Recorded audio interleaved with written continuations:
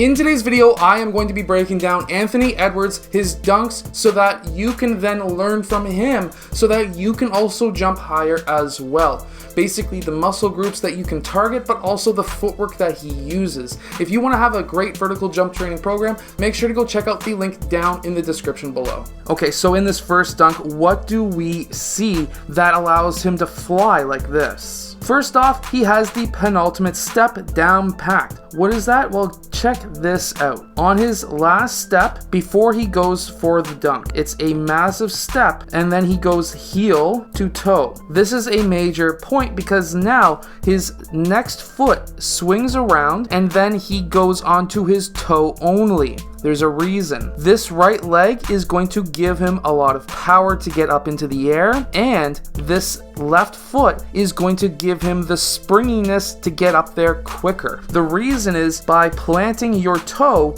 you are now engaging the Achilles and the calf, while on this leg, you are still engaging the Achilles and calf when you are lifting up, but you're getting a lot of the strength from your quad. Also, we can see that his shoulders are over his knees, over his toes, which engages his hips and lower back so that he can get even more power to go up into his dunk. Also, he brings the ball from his waist up to his shoulders or his head. When this is the case, he's using his shoulders as momentum muscles or momentum for energy transfer to get up into the air. And then, of course, the result is a massive windmill dunk. The issue here is he lands on 2 feet. I would suggest strongly to try to land on 2 feet to reduce chances of injuries, as we've seen with Zion Williamson. We can really see it close up here where he goes heel to toe, and then he swings that other left foot around, and he's on his toes at that point. Of course, he is looking at the rim,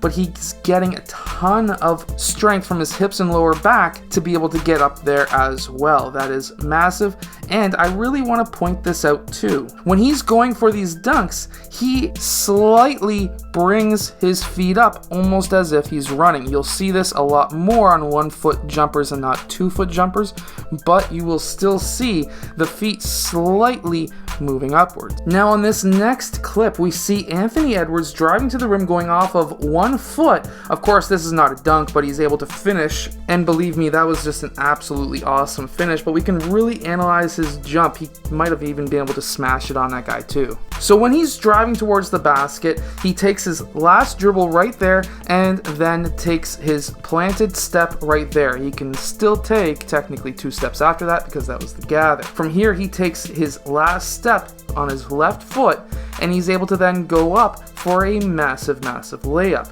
Like, check out how high he was able to get here. However, on that last step, on that left foot, where he's able to then take off and then, of course, go for the layup, let's really analyze that last step. That last step, he lands flat-footed, and his leg is not at 90 degrees. There are so many people who will train all the way down to 90 degrees for their vertical jump, and that's okay.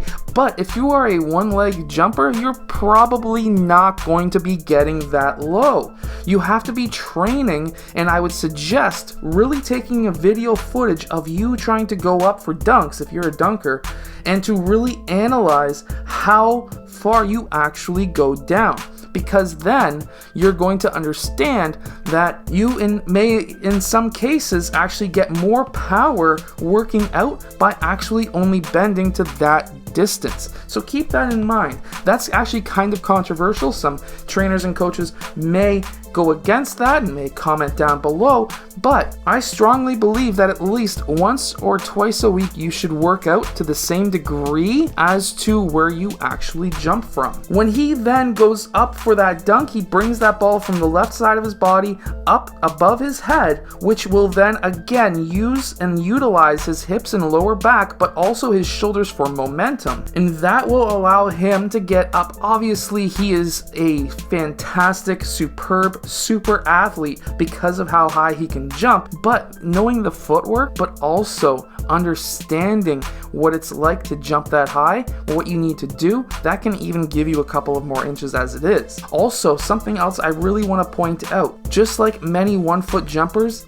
when he goes off of 1 foot, he generally brings and kicks his feet back. Like if you're running and taking your last step when you're running, that gives you even more push to get to that rim. Also, when you are a 1-leg jumper, you want to take the longest strides possible, again, to be able to get to the rim. You don't want to be doing small stutter steps. You want to take 2 long strides to be able to get to that rim. And we can really see him plant flat foot. You could maybe say heel toe, but in my opinion, that's a flat foot. And he's able to push off. The farthest he goes down is about 45 degrees. So in theory, in many books that I've been reading recently, there's a lot of them that are saying that you really only should train down to 45 if you are a 1-legged 45-degree jumper, as we see here with Anthony Edwards. And then for alley-oops, really watch his arms. Again,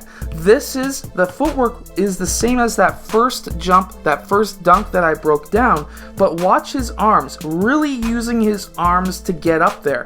What does that do for him? Well, using and utilizing his arms to get up into the air will use his shoulders as momentum muscles, but that also does incorporate his lower back and hips, because as we see here, his shoulders are leaning forward, which then will allow him, when he straightens up, to engage his lower back and hips to be able to get up as high as he does. Let's also not forget that jumping high is all about dunking. It's also about blocking shots. Look how high he was able to get here to be able to block that shot from going in.